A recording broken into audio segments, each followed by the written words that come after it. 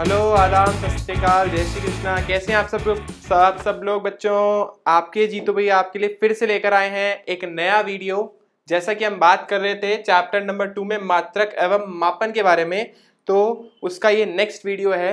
इससे प्रीवियस जो लेक्चर था हमारा या जो वीडियो था उसमें हमने विमा के बारे में बात करी थी, जो बहुत ही ज्यादा इंपॉर्टेंट टॉपिक था। उसी का एक और लगोलग टॉपिक है, वो है विमा के अनुप्रयोग। ठीक है, तो हम वो आज यहाँ पे कंप्लीट करने वाले हैं। विमा के अनुप्रयोग जो है वो इस चैप्टर का सबसे इंपॉर्टेंट पार्ट है। अगर किसी ने पहले विमा का वीडियो नहीं देखा है तो पहले जाके विमा का वीडियो देखेगा और इस वीडियो को लाइक और शेयर जरूर करना। चलिए आज का लेसन अपन स्टार्ट करते हैं। तो जैसा कि आप सबको पता ही है, मैंने आपको बताया कि हमारा जो टॉपिक आज का चल रहा है वो है विमा और विमा के अनुप्रयोग। ये वाला पार्ट हमने प्रीवियस लेसन में खत्म किया था। आज हम विमा के अनुप्रयोग करने वाले हैं। ठीक है, फिर आप लोगों से एक छोटी सी अपील, मास्क का यूज करें, सैनिटाइजर का यूज करें, घर में रहें। हम आप लोगों के लिए वीडियो बना रहे हैं ताकि आप लोगों को घर से कहीं बाहर जाने की जरूरत ना पड़े। ठीक है, तो आज विमा के अनुप्रयोग के अंदर देखते हैं हमारा क्या है टॉपिक।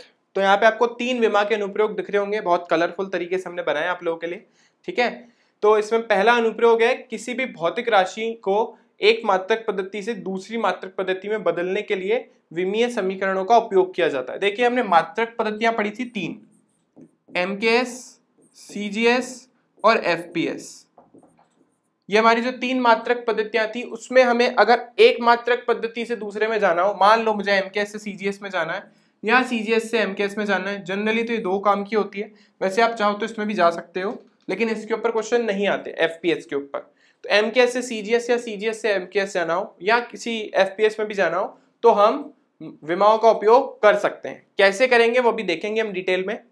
इसके बाद सेकंड जो इसका एप्लीकेशन है, ये भी बहुत ही इंपॉर्टेंट और इंटरेस्टिंग एप्लीकेशन है कि हम भौतिक विज्ञान में किसी दिए गए सूत्र या समीकरण की सत्यता की जांच के लिए, अर्थात सूत्र सही है या फिर गलत, इसकी जांच हम विमा के द्वारा कर सकते हैं। ठीक है, हमने जो 3 इक्वेशन ऑफ मोशन पढ़ी है, यानी गति के 3 समीकरण, वो किसी ने रात को आप आके सपने में तो न्यूटन को नहीं बताती थी ना कि भाई ऐसी कुछ समीकरण है, वो अपन चेक करेंगे कि वो सही है या फिर टीचर हमें गलत पढ़ाते हैं। ठीक है, तो कोई भी अगर आपको समीकरण दे रखी है तो वो करेक्ट है या फिर इनकरेक्ट, वो चेक कर सकते हैं विमा के द्वारा।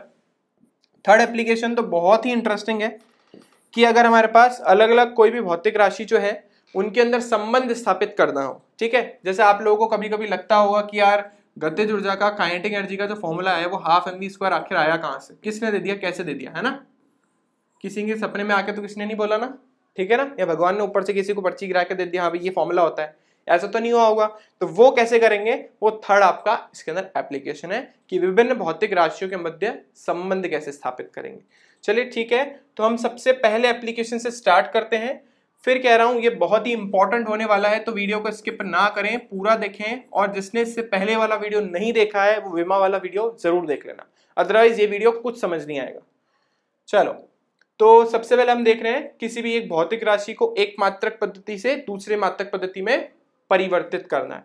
अब देखिए, अगर आपको याद है तो लेसन नंबर 1 जो था हमारा, वीडियो नंबर 1, उसमें मैंने एक बात आप लोगों को बताई थी कि जो न्यूमेरिकल वैल्यू होती है, यानी जो संख्यात्मक मान होता है किसी भी भौतिक राशि का, वो उसके मात्रक यानी यूनिट के व्युत्क्रमानुपाती होता है, इनवर्सली प्रोपोर्शनल होता है। तो यहाँ पे हमने बोला था इसको लेकर के कि NU जो होता है वो हमारा कांस्टेंट होता है, यानी नियतांक होता है। इस रिलेशन से जब भी ऐसा आ जाए हमारे पास NU कभी भी कांस्टेंट हो जाए या A is inversely proportional to B हो जाए, मैं आपको थोड़ा सा बता दूं, वैसे वहां भी आपको मैंने आई गेस बताया ही था कि अगर कोई भी 2 भौतिक राशियां एक दूसरे के सीधे समानुपाती है तो हम अगर 2 अलग अलग भौतिक राशियों को मापते हैं, ठीक है, तो उनमें संबंध कुछ इस तरीके से आएगा। मान लो मैंने आपको एक संबंध दिया दूरी और समय में, ठीक है ना, आप सबको पता है दूरी को बढ़ाएंगे तो समय भी बढ़ेगा अगर चाल नियत है तो किसी दी गई दूरी के लिए मान लो d1 दूरी थी और इसके लिए समय t1 था, है ना, उतनी चाल से चले, इस बार दूरी कितनी हो गई d2 और टाइम कितना हो गया t2। तो हम इस रिलेशन को ऐसा लिख सकते हैं, मतलब सेम कांस्टेंट लेना है, चाल सेम लेनी है और अलग अलग हमने दूरियां मापी, तो उस तरीके के समय को हम इस तरीके से लिख सकते हैं।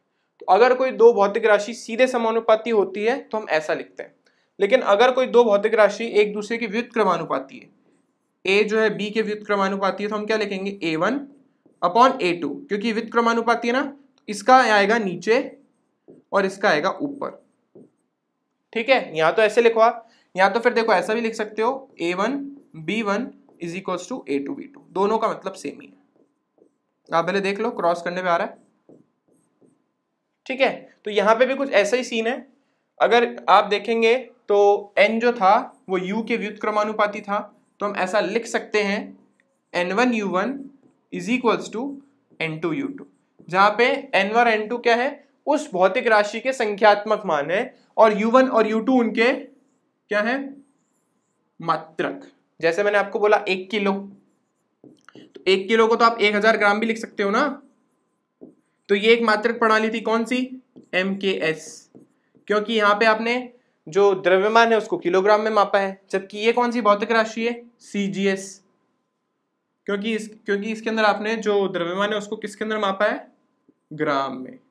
ठीक है, तो अब हमको क्या पढ़ना है, हमको ये पढ़ना है कि अगर हम एक भौतिक राशि से दूसरी भौतिक राशि में जाएंगे तो इस संख्यात्मक मान की वैल्यू क्या होगी, मतलब क्या आएगा संख्यात्मक मान।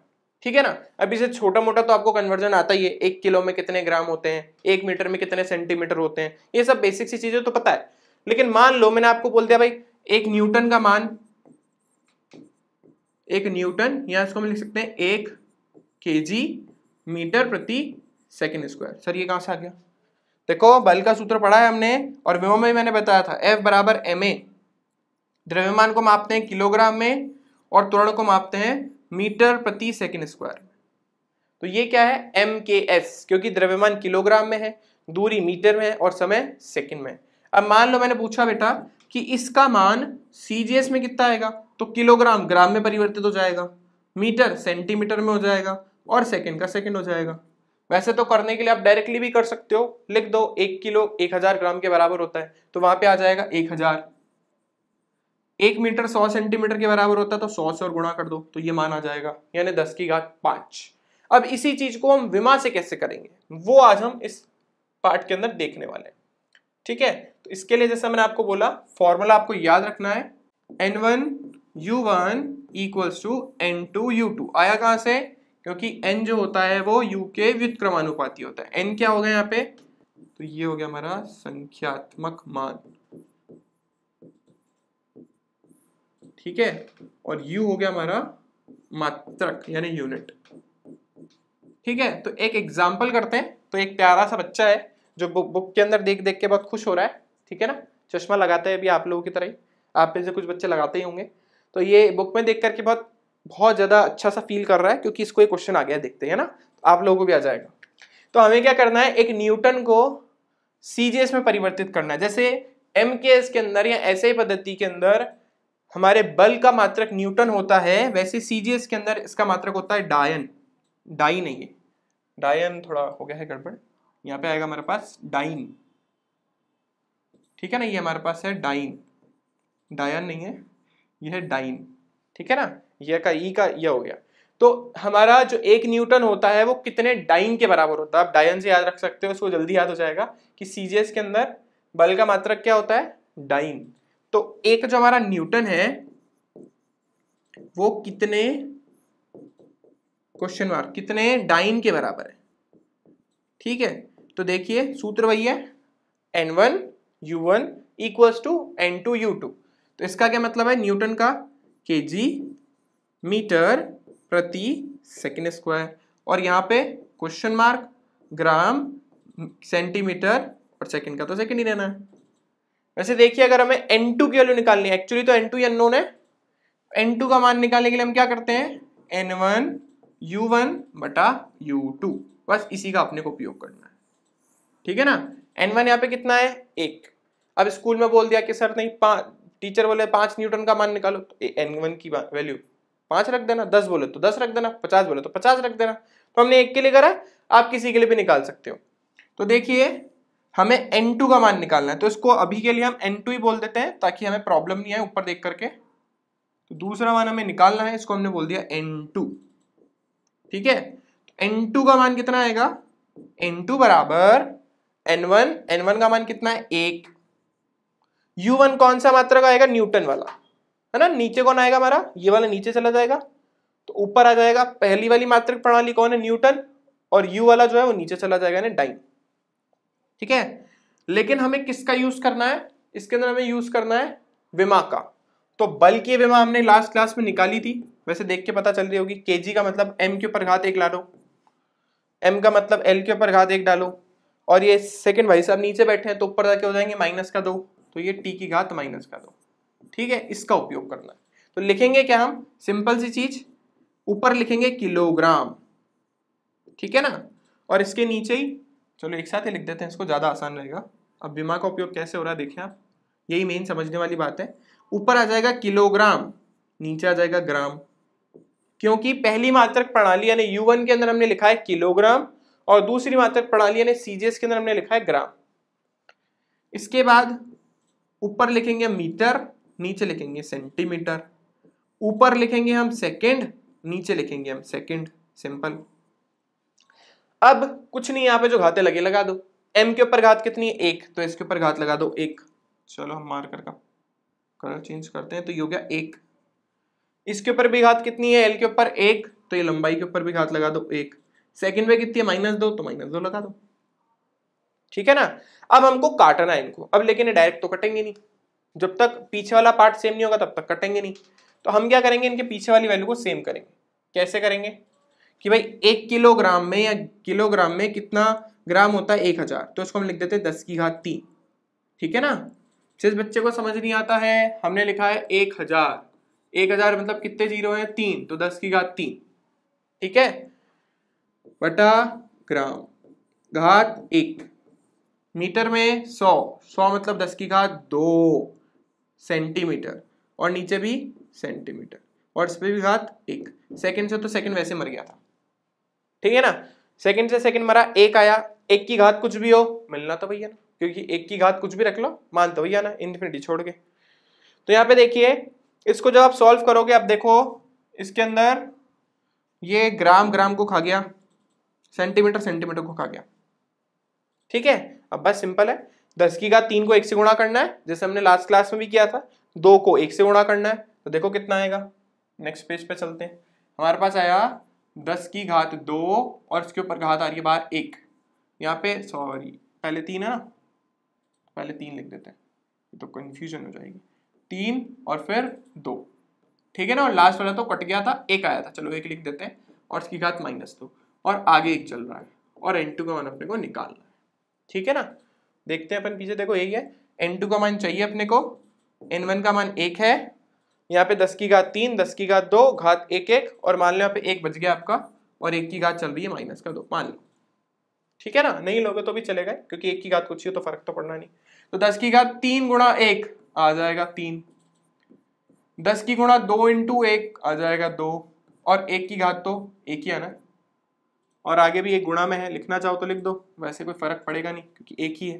पर स्कूल में आ जाए 2 तो आपको 2 लिखना है, बोले 2 न्यूटन में कितने डाइन होते हैं, तो आप यहाँ 2 रख देना, 3 में पूछे तो 3 रख देना, 10 पूछे तो 10 रख देना। यहाँ से देखो n2 हमारे पास कितना आया, n2 हमारे पास आया 10 की घात 5, तो ये तो हो गया इसका संख्यात्मक मान। तो हम किस कंक्लूजन पे पहुंचे, क्या निष्कर्ष निकाला अपन ने, कि आपका एक जो न्यूटन होता है वो 10 की घात 5 डायन नहीं डाइन के बराबर होता है ना। ज्यादा डायन डायन मत करो, रात को आ जाएगी भूतनी ख्यालों में फिर, है ना। तो ये हमारी हो गई 1 न्यूटन बराबर 10 की घात 5 डाइन, ठीक है। अब एक और उदाहरण देखते हैं इसका, इससे आपको और अच्छे से समझ आएगा। वह हमारा 1 जूल, जूल जो कि कार्य का मात्रक होता है, उसको हमें अर्ग में परिवर्तित करना है, ठीक है ना। ये सीजीएस में इसका मात्रक होता है, जैसे एमकेएस में जूल बोलते हैं, वैसे सीजीएस में अर्ग बोलते हैं। तो आपको 2 चीजें याद रखनी पड़ेगी कि जब हम बल के बारे में बात करते हैं तो उसका हो जाता है डायन नहीं डाइन, और जब हम जूल के बारे में बात करते हैं तो अर्ग, ठीक है ना। तो 1 जूल को हमें किस में परिवर्तित करना है, अर्ग में। तो क्वेश्चन ये है कि 1 जूल जो होता है वो कितने अर्ग के बराबर होता है, क्वेश्चन मार्क, कितने अर्ग के बराबर होता है, ठीक है ना। तो जूल क्योंकि कार्य का मात्रक है तो आपको यहाँ पे कार्य की विमा यूज करनी है, वो कौन है, m1 l2 t-2, नहीं याद है कोई बात नहीं। कार्य किसके बराबर होता है, बल इंटू विस्थापन, कल बोला था बल का तो रट्टा मारना ही पड़ेगा, m1 l1 t-2, और विस्थापन मीटर में मापते हैं तो उसके लिए क्या हो जाएगा L1। तो L1 और L1 भाई भाई थे, आपस में दोनों जुड़ गए, तो तो 1 और 1 कितना हो गया 2। ठीक है, तो अपने को क्या करना है, बस इस विमा का उपयोग करना है जैसे पहले किया था। N2 हमें पता नहीं, मतलब ये यहाँ पे हम क्वेश्चन मार्क की जगह लिख देते हैं N2, कि हमें N2 नहीं पता। N2 का मान किसके बराबर आएगा, N1 U1 बटा U2। U1 किसके लिए, MKS के लिए, और U2 किसके लिए, CGS के लिए। ठीक है, तो अब अपने को क्या करना है, बस मान तो रखना है। N2 बराबर N1 का मान कितना 1, स्कूल में 2 दे तो 2 रख देना। U1 के लिए वही ऊपर रखेंगे किलोग्राम, नीचे रखेंगे ग्राम। इसके अंदर ऊपर रखेंगे कौन, मीटर, नीचे रखेंगे कौन, सेंटीमीटर। फिर इसमें ऊपर रखेंगे सेकेंड, नीचे भी क्या रखेंगे, सेकेंड। बस जो घात है ना उनकी वो देख के लगाना, गलत नहीं लगाना, देखना है उसके अंदर विमा के अंदर क्या है। जैसे m के ऊपर घात कितनी है 1, तो लगा दो ना 1। फिर m के इसके l के ऊपर घात कितनी है 2, तो लगा दो 2। सेकंड पे कितनी है -2, लगा दो -2। ठीक है, अब कुछ नहीं, बस सॉल्व करना जैसे पहले किया था। तो यहाँ पे हम करते हैं, किलोग्राम का कितना हो गया 10 की घात 3 ग्राम बटा ग्राम, पूरे पे घात कितनी 1, आगे चल रहा है 1। फिर मीटर का 10 की घात 2 बटा, अच्छा किस में हो गया, सेंटीमीटर में, नीचे भी सेंटीमीटर। ठीक है ना, और उस पे घात 2, सेकंड से तो सेकंड वैसे कट गया। 1 लिखना चाहो तो लिख देना, नहीं तो चलेगा। अब देखो ये हमारा ग्राम ग्राम को खा गया, सेंटीमीटर सेंटीमीटर को खा गया। ठीक है ना, अभी 3 गुणा 1 कितना आएगा 3, गुणा 2 को 2 से गुणा करेंगे तो कितना आएगा 4। इस चीज में ध्यान रखना, पहले में ऐसा कुछ था नहीं, सीधा सीधा 2 इसलिए लिखा था क्योंकि घात 1 ही थी, लेकिन अभी घात 2 आ गई तो 2 और 2 गुणा कितना हो गया 4। तो टोटल कितना हो गया, भाई और भाई जुड़ गए, आधार समान घातें जुड़ जाती हैं, कितना हो गया 7। ठीक है, तो हमने क्या कंक्लूजन निकाला कि जो 1 जूल है वो 10 की घात 7 अर्ग के बराबर होता है। ठीक है ना, ये हमारा लास्ट कंक्लूजन निकल गया। ठीक है ना, तो ये हमारा आ गया। इसके 2 एग्जाम्पल मैंने आपको बताए हैं, बहुत इंपॉर्टेंट है ये एप्लीकेशन भी, कि जब हम एक मात्रक पद्धति से दूसरे में जाना चाहते हैं तो हम किस तरीके से विमाओं का उपयोग करते हैं। ठीक है, अब यहाँ पे भी देखो भाई, आप लोगों के लिए एक घर बनाया गया है जिसमें लिखा है स्टे होम, घर पे रहिए, सुरक्षित रहिए वाला। ठीक है, तो अब चलते हैं हम इसके दूसरे एप्लीकेशन पे, जिसमें हमने बोला था कि जब हमें किसी भी सूत्र की जांच करने की वो सही है या गलत है तो विमाओं का उपयोग कैसे करेंगे। चलिए, तो नेक्स्ट एप्लीकेशन, एप्लीकेशन नंबर 2, वो हम बात करने वाले हैं। आज अपने को तीनों खत्म करने हैं। तो लिखा है देखो, भौतिक विज्ञान में किसी भी दिए गए सूत्र या समीकरण की सत्यता की जांच करने में, अर्थात सूत्र सही या गलत, इसकी जांच विमा के द्वारा की जाती है। लेकिन यहाँ पे एक बहुत प्यारा सा नोट लिखा है बच्चों, बहुत ही इंपॉर्टेंट है, इसके बिना कहानी आगे बढ़ेगी नहीं। वो ये है कि हम एक ही प्रकार की या एक समान की भौतिक राशियों को जोड़ या घटा सकते हैं। अभी मैं आपको बोलूं बेटा 2 किलो में 5 मीटर जोड़ दो, बोले सर ये कैसे हो सकता है, तो यही तो हम बोल रहे हैं कि ये भौतिक राशि कौन है, द्रव्यमान, और ये कौन सी भौतिक राशि दूसरी वाली, ये है लंबाई। तो दोनों जुड़ थोड़ी ना सकती है क्योंकि दोनों अलग अलग भौतिक राशि, तो 2 अलग अलग भौतिक राशियों को जोड़ा या घटाया नहीं जा सकता। अगर यहाँ पे 2 किलो के साथ में 5 किलो होता तो जोड़ देते भाई, क्योंकि दोनों का मात्रक समान है, मतलब दोनों सेम ही प्रकार की भौतिक राशि को बता रहे। तो हमें इस चीज का ध्यान रखना है कि हम सब सेम प्रकार की या एक ही प्रकार की भौतिक राशियों को जोड़ या घटा सकते हैं। ठीक है ना, गुणा सब चलेगा, गुणा में कोई इशू नहीं है। अब मान लो जैसे आप सबको पता ही है ना कि जैसे बल निकालते तो बल किसके बराबर होता है, द्रव्यमान और गुणा त्वरण के। द्रव्यमान एक अलग भौतिक राशि है और त्वरण एक अलग भौतिक राशि है। ये हमारी मूल राशि है और ये व्युत्पन्न राशि है। तो हम 2 अलग अलग प्रकार की भौतिक राशियों को गुणा कर सकते हैं, भाग भी दे सकते हैं। जैसे हम दाब निकालते हैं ना तो क्या लिखते हैं, बल बट्टा क्षेत्रफल, तो भाग देना अलाउ है। ठीक है ना, यहाँ वेग निकालते हैं तो विस्थापन बट्टा समय, तो भाग देना गुणा करना अलाउ है विभिन्न प्रकार की भौतिक राशियों को। लेकिन जब हम जोड़ रहे हैं घटा रहे हैं तो भौतिक राशि सेम ही प्रकार की होनी चाहिए, अलग अलग प्रकार की नहीं हो सकती। तो ये कॉन्सेप्ट हमारे यहाँ पे बहुत काम आने वाला है। कैसे, वो समझाते हैं। मान लो आपको कोई इक्वेशन दी गई, ठीक है ना, मैंने आपको एक छोटी सी इक्वेशन दी, बोला मैंने a बराबर bx² plus ct plus d, मान लो मैंने ऐसा बोल दिया। तो अगर मैं आपसे पूछूं कि ए बी सी और डी की विमा क्या होगी, अगर यहाँ पे, चलो यहाँ पे थोड़ा चेंज करते हैं इसको ना, ए के बजाय हम एफ लिख देते हैं तो एक अच्छा प्रश्न बन जाएगा, ठीक है ना। तो मैंने आपको एक सिंपल सा प्रॉब्लम दिया, एफ बराबर B X square plus C T, T है ये, टी फॉर टमाटर वाला नहीं, टी फॉर टाइम वाला, ठीक है ना। तो इस प्लस को मैं ढंग से बना देता हूँ, ये प्लस है, ये भी प्लस है, ये एक अलग भौतिक राशि है, तो सी गुणा टी प्लस डी, ठीक है। यहाँ पे एफ क्या है आप सभी जानते हो, बचपन से जानते हो, एफ क्या होता है बल, एक्स क्या है यहाँ पे, एक्स लंबाई है या विस्थापन, आप कुछ भी बोल लो क्योंकि भौतिक राशि तो लंबाई होनी है, और लास्ट में टी क्या है, समय। बी सी और डी के बारे में पता नहीं, ना तो बी पता, ना तो सी पता, ना ही डी पता, तीनों ही हमारे लिए क्या है, अननोन है, तीनों ही हमें नहीं पता। इसको हम ऐसा लिख देते हैं कि बी बी सी डी और जो है तीनों हमारे लिए क्या है, पता नहीं क्या कौन सी भौतिक राशि है। तो हमें इसने बोला है आपको बी सी और डी की विमा निकालनी है, ठीक है ना, ताकि आप उस भौतिक राशि को प्रिडिक्ट कर सको। तो आपको बी सी और डी की विमा तो निकालनी है, लेकिन हमने अभी क्या बोला, हमने बोला हम एक समान या एक ही प्रकार की भौतिक राशि को जोड़ या घटा सकते हैं। तो ये अगर ये बल है, अगर ये वाली भौतिक राशि बल है तो ये भी बल होनी चाहिए, ये भी बल होनी चाहिए, और ये भी बल होनी चाहिए, पूरी की पूरी मिला के ना, कंबाइन करके। तो इसकी विमा, इसकी विमा, इसकी विमा और इसकी विमा क्या होनी चाहिए, सब बराबर, ठीक है। यहां पे इसका मतलब ये है इस स्टेटमेंट का कि हम सूत्रों की जांच कैसे करेंगे कि भाई अगर सूत्र के अंदर प्लस या माइनस आ गया तो जो एक कंबाइंड ऐसा लिखा ना, ये एक राशि एक राशि एक राशि एक राशि, उन सब की जो विमाएं हैं वो समान होनी चाहिए, क्योंकि हम एक ही प्रकार की भौतिक राशियों को जोड़े घटा सकते हैं। भाई मान लो अगर ये बल नहीं होता, ये सपोज कार्य होता, तो क्या आप कार्य के अंदर बल जोड़ रहे होते, क्या पॉसिबल ही नहीं है, क्योंकि बल का मात्रक तो होता है न्यूटन और इसका होता है हमारा जूल, जूल के लिए जे लिख देते हैं।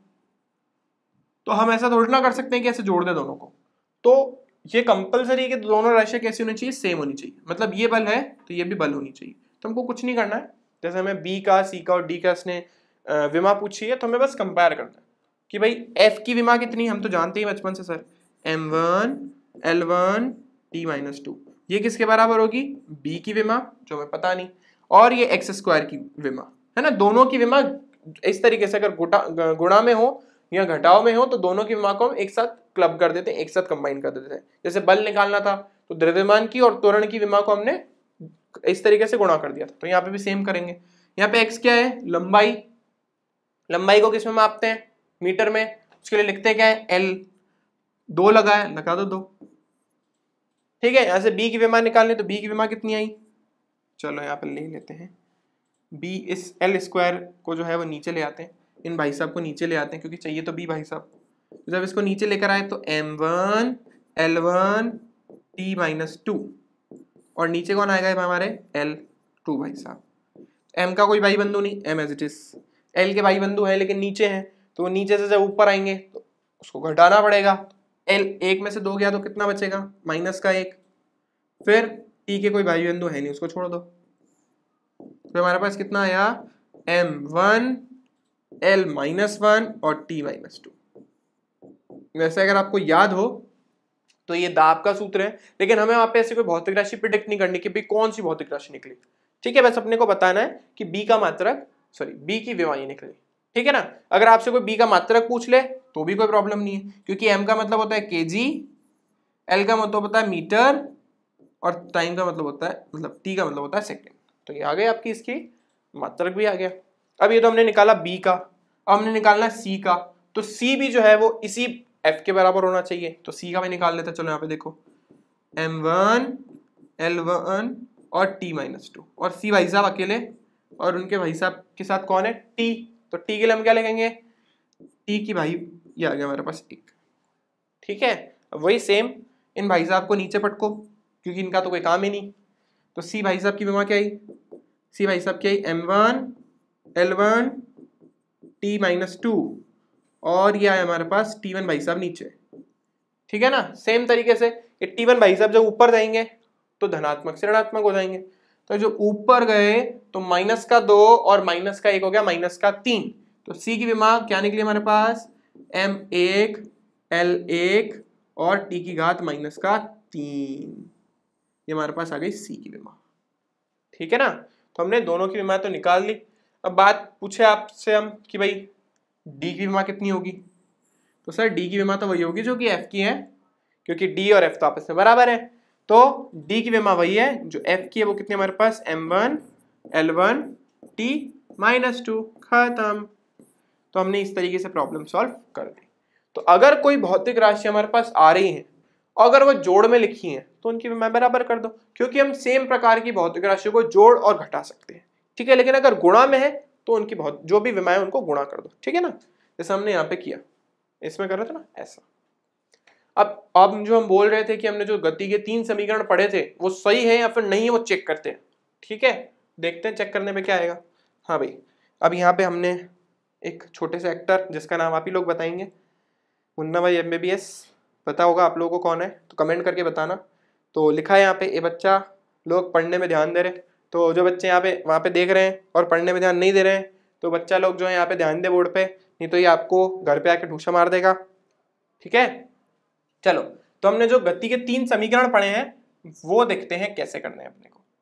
ऐसा करते हैं, एक लाइन ड्रॉ कर लेते हैं ताकि हमको प्रॉब्लम नहीं आती। पहली समीकरण यहाँ आ जाएगी, दूसरी यहाँ आ जाएगी और तीसरी वहाँ आ जाएगी। तो पहली समीकरण हमारे पास कौन सी, हम तो जानते हैं बचपन से, v बराबर u प्लस at। सर बचपन से कैसे, हमने तो 9th क्लास में पढ़ी है, तो वही तो तुम्हारा बचपन है। 9th में तो बच्चे तो थे, अभी भी बच्चे ही हो, लेकिन अभी बड़े बच्चे हो गए हो। तो यहाँ पे देखो, v तो वेग है, u भी वेग है, v अंतिम वेग है, u प्रारंभिक वेग है, a त्वरण है और t समय है, ठीक है ना। तो इन दोनों की विमा तो सेम ही होनी है। क्यों होनी है भाई, क्योंकि दोनों वेग ही है, तो इन दोनों का ऊपर अपने को दिमाग नहीं लगा।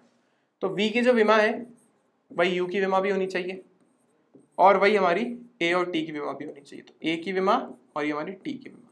तो हमने को बस ये लास्ट वाला पार्ट चेक करना है, क्योंकि इनकी विमा तो सेम ही निकलनी है।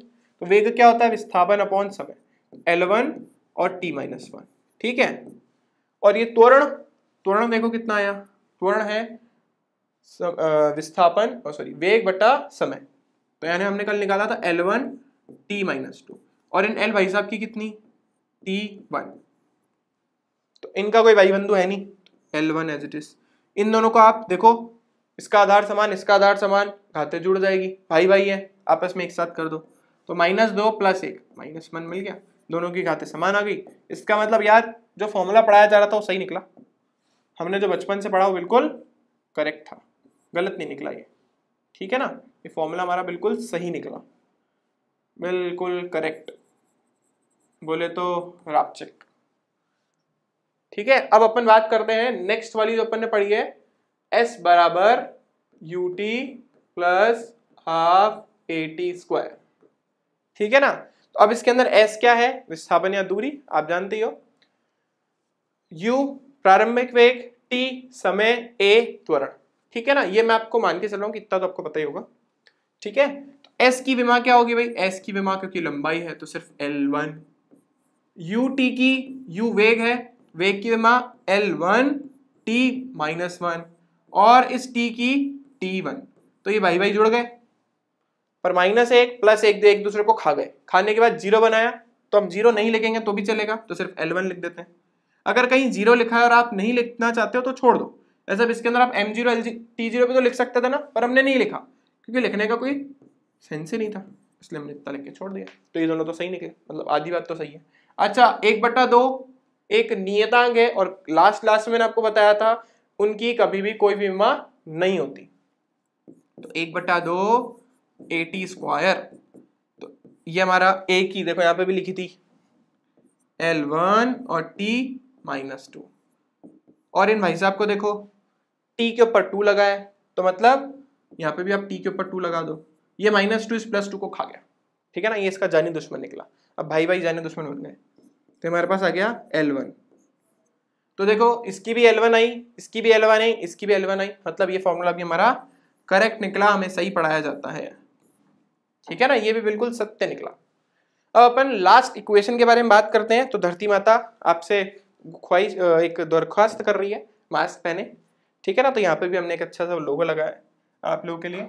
देखिए अब लास्ट इक्वेशन क्या हमारी, तो v² बराबर u² + 2as, अंतिम वेग, प्रारंभिक वेग, त्वरण और दूरी, ठीक है।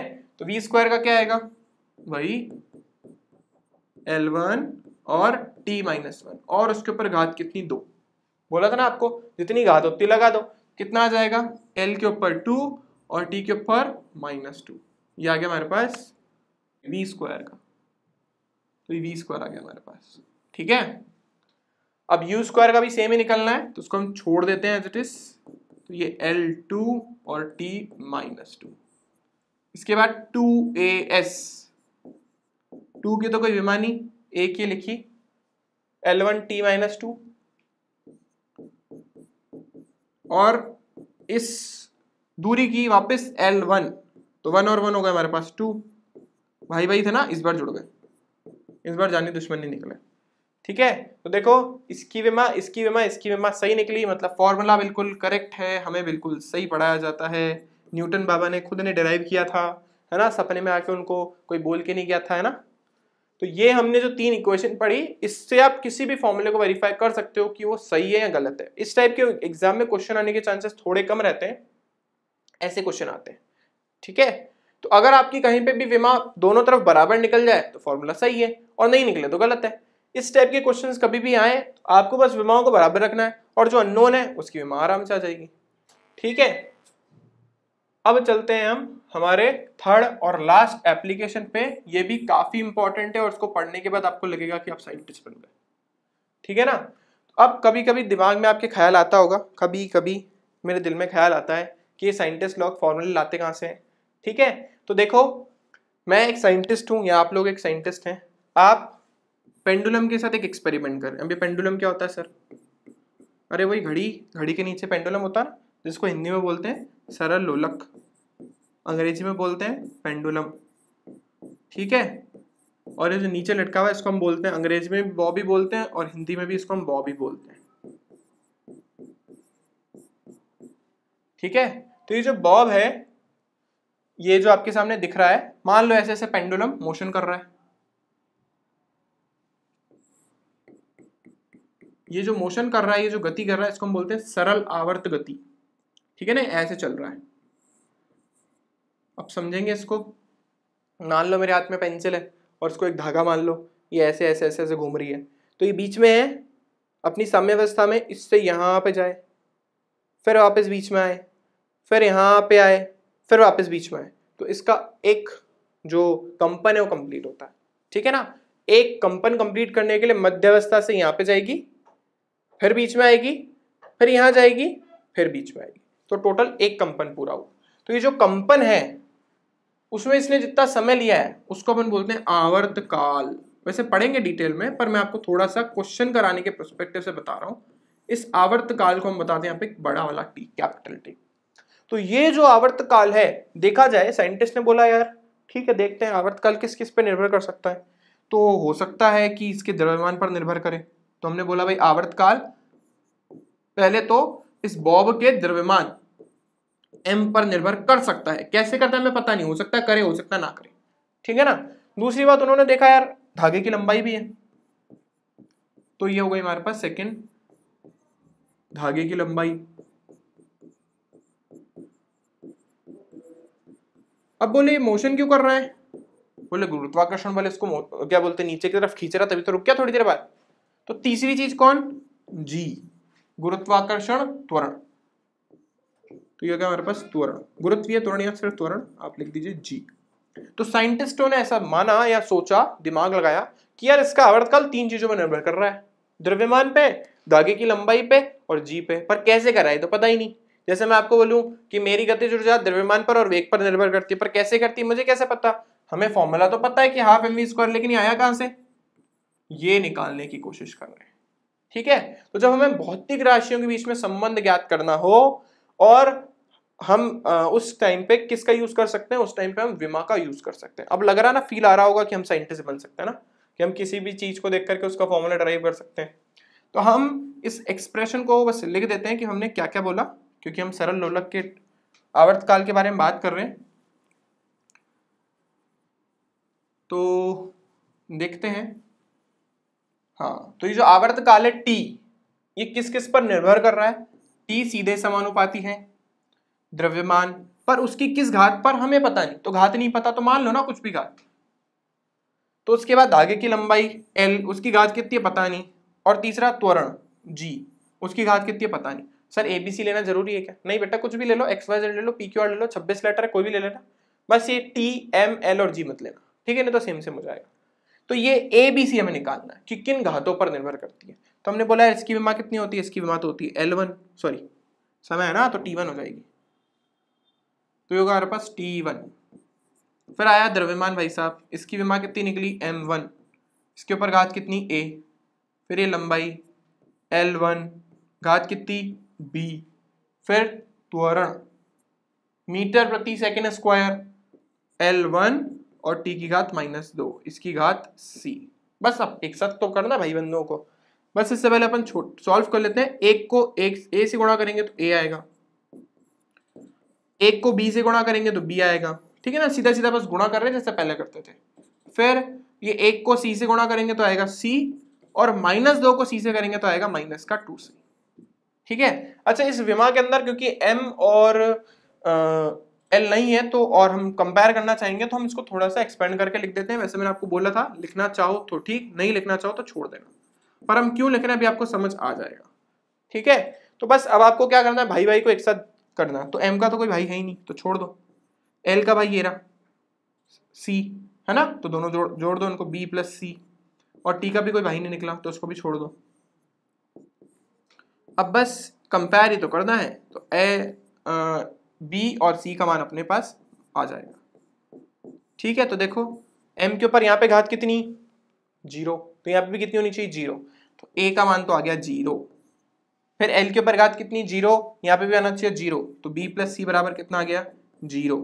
और थर्ड T के ऊपर घात कितनी 1, और वहां पे कितनी है -2C, तो 1 बराबर -2C। इसको सॉल्व करो तो C का मान हमारे पास कितना आया -1/2। इस -1/2 को इसमें रखो तो B -1/2 बराबर 0, तो B का मान कितना आया हमारे पास 1/2, तो तीनों का मान निकल गया, B का मान 1/2, C का मान -1/2 और A का मान 0। ABC आ गए, डाल दो इसको फॉर्मूले में। तो देखो हमने बोला T सीधे समानुपाती है M, उसकी घात थी A तो हो गया 0। फिर हमने लिखा L, उसकी घात B का मान है हमारे पास 1/2, तो ये B की घात 1/2, और लास्ट में A और इसकी घात -1/2, ठीक है। बस तो यानी यार जो आवर्तकाल है सरल लोलक का, वो यानी सिंपल पेंडुलम का, वो द्रव्यमान पर निर्भर ही नहीं करता। मतलब कितना भी भारी द्रव्यमान हो वो द्रव्यमान पर निर्भर ही नहीं करेगा, सबके लिए सेम ही रहेगा अगर धागे की लंबाई और गुरुत्वीय त्वरण का मान समान हो। तो यहाँ पे G है, A नहीं, पीछे भी हमने ये लिखा, हाँ ठीक है। तो इसका मतलब फॉर्मूला हमारे पास आया T बराबर B, सॉरी B कहाँ है, तो L है ना, क्या क्या लिख देते हैं हम, तो ये L की घात 1/2 और G की घात -1/2। अभी माइनस क्या अच्छा नहीं लग रहा, तो इस माइनस को प्लस बनाने के लिए नीचे पटकते हैं। नीचे जाते ही इसकी जो घात है वो धनात्मक हो जाएगी, मतलब उनके चिन्ह परिवर्तित हो जाएंगे। नीचे से ऊपर आओगे तो भी परिवर्तित होंगे, ऊपर से नीचे आओगे तो भी परिवर्तित होंगे। अब यार 1/2 भी अच्छा नहीं दिख रहा, तो हमने छोटी क्लास में पढ़ा है कि अगर किसी चीज पे रूट लगा हो तो उसको हम 1/2 लिख देते हैं। तो अगर 1/2 लिखा है तो उसको रूट लिख दो, तो पूरे पे आ गया रूट L/G। अब समस्या क्या है भाई, समस्या ये है कि जब हम प्रोपोर्शनलिटी का साइन हटाएंगे, समानुपाती का चिन्ह हटाएंगे, तो एक नियतांक आएगा 1/2π होती है उसकी वैल्यू, उसके बारे में हमको डिस्कस नहीं करना। तो उस k का मान हम कैसे निकालेंगे यार, वो तो प्रयोगों से निकलेगा। जब हम एक ही प्रयोग को बार बार अलग अलग पेंडुलम के लिए कर रहे हैं, तो हम देख रहे हैं यार हमारा जो समय है ना वो किसी नियतांक से बार बार गुणा हो रहा है। वो नियतांक कौन है, k। जो भी नियतांक आपका है यहाँ पे डाल देना। अब बुक में देखोगे और देखोगे कि यहाँ पे नियतांक का मान लिखा है, तो घबराना मत, कोई घबराने वाली बात नहीं है। क्यों, क्योंकि हमें एग्जाम में उस नियतांक का मान नहीं लिखना, हम प्रयोग थोड़ा ना कर रहे हैं, हमको तो जितना आता था तभी वहां से निकाल दिया, ठीक है ना। इस तरीके से आप बहुत सारे और एग्जाम्पल कर सकते हो। एक एग्जाम्पल हम और ले लेते हैं, ठीक है ना, एक बेसिक वाला, वही कि हमारी जो गतिज ऊर्जा होती है, वो गतिज ऊर्जा मतलब काइनेटिक एनर्जी, तो उसको K लिख देते हैं। वो द्रव्यमान पर और वेग पर निर्भर करती है, पर कैसे करती है पता नहीं, तो इसकी घात A मान लो, इसकी घात B मान लो, ठीक है। तो अब K तो हमारी एक तरीके की ऊर्जा है और ऊर्जा का m1 L2 T-2। यहाँ पे m क्या है, द्रव्यमान, m1 और इसकी घात a, फिर v वेग L1 और T-1 और इसकी घात b, बिल्कुल सेम तरीके से करना है। तो m की घात आ गई a, L की घात आ गई b और T की घात आ गई माइनस का b, सीधे समानुपाती m1 L2 T-2। बस आपको कंपेयर करना है, एक a के, दो b के, और तीसरा करना चाहो तो कर लो, बाकी कुछ होना नहीं है उससे। तो माना तो b का मान हमारे पास यही है, तो a का मान आया 1 और b का मान आया 2। तो हमें समझ आया कि k जो होता है वो m की घात 1 और v की घात 2 के बराबर होता है, जिसको हम लिख देते हैं 1/2 mv²। तो हमने निकाल लिया सूत्र, जहां पे हमें 1/2 का मान पता नहीं था, हमने इसको k लिख दिया या c लिख दिया, जो भी आप लिखना चाहें, समानुपाती का चिन्ह है वो, ठीक है ना, जैसे हमने यहाँ पे लिखा था। तो ये k क्या था, यहाँ पे k था यहाँ पे समानुपाती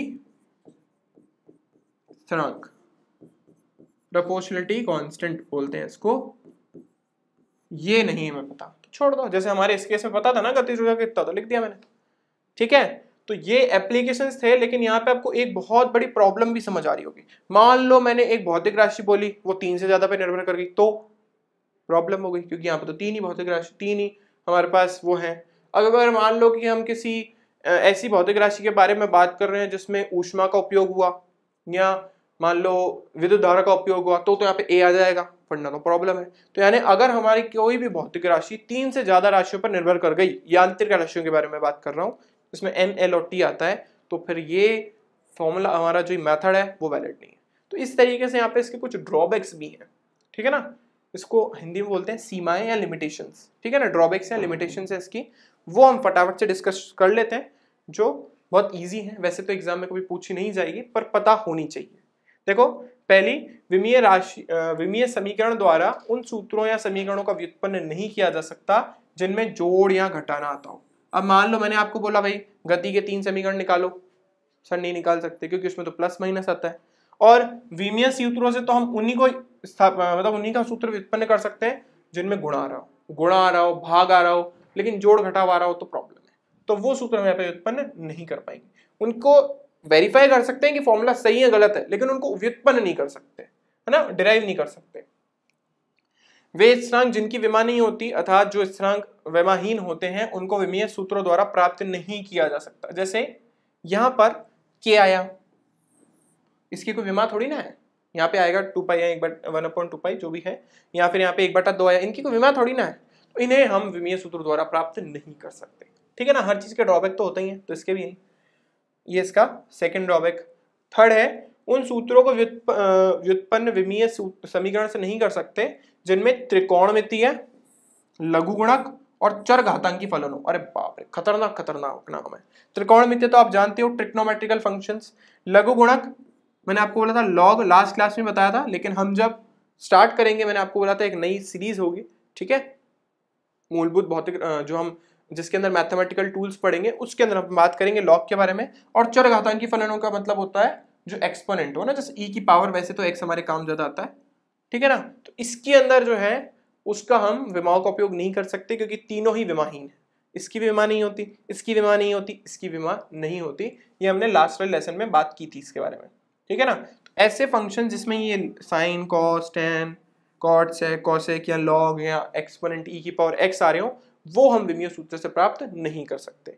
यदि किसी भौतिक राशि की सिर्फ विमा दी गई हो, तो विमा सूत्र के आधार पर हम उस भौतिक राशि के बारे में नहीं बता सकते, क्योंकि कई भौतिक राशियों की विमा समान होती है, जैसे कार्य और ऊर्जा की विमा समान होती है। हाँ जी, ये भी एक बहुत बड़ा प्रॉब्लम है कि सूत्र से मान लो आपने कोई भौतिक राशि निकाल ली, पर आप उसके बारे में प्रेडिक्शन नहीं कर सकते कि भाई वो ऊर्जा, मतलब वो जो भौतिक राशि कौन सी है। जैसे हमने पढ़ा था ना कि भाई कार्य और ऊर्जा की भौतिक राशि तो सेम ही होती है, दोनों तो बराबर ही हैं। तो फिर मान लो किसी भौतिक राशि में आपका सूत्र व्युत्पन्न करने से एक ऐसी भौतिक राशि आई जिसकी विमा आ रही है m1 L2 T-2। अब प्रिडिक्ट करो बैठ के, बोले सर यार कार्य की भी होती है, ऊर्जा की भी होती है, तो कौन सी सही है, पता नहीं। अगर हम ऐसा कोई सूत्र निकाल रहे हैं जिनके अंदर कोई भौतिक राशि आई, मतलब ऐसी विमा आई जिनसे एसोसिएटेड एक से ज्यादा हमारे पास भौतिक राशियां जैसे कि कार्य और ऊर्जा की एक ही विमा है तो फिर हम फंस जाएंगे। ठीक है, तो ये उसका एक ड्रॉबैक है। इसके बाद देखो, विमीय समीकरण की सहायता से समीकरण ही व्युत्पन्न किए जा सकते हैं जो 3 या 3 से कम राशियों पर निर्भर करते हैं। ये हमने अभी बात करी ली। लेकिन हम किन राशियों के बारे में बात कर रहे हैं, आपने किन भौतिक राशियों के बारे में बात कर रहे हैं, यांत्रिक। लेकिन अगर वो ऊष्मीय हो तो हमारे पास वहां पे केल्विन मोल आ जाएंगे। अगर हमारे पास वो विद्युत धारा से संबंधित तो विद्युतीय राशियां हो तो उसमें एम्पियर आ जाएगा। तो फिर उसमें 4 या 5 अलग हुए, ज्यादा से ज्यादा, इससे ज्यादा नहीं।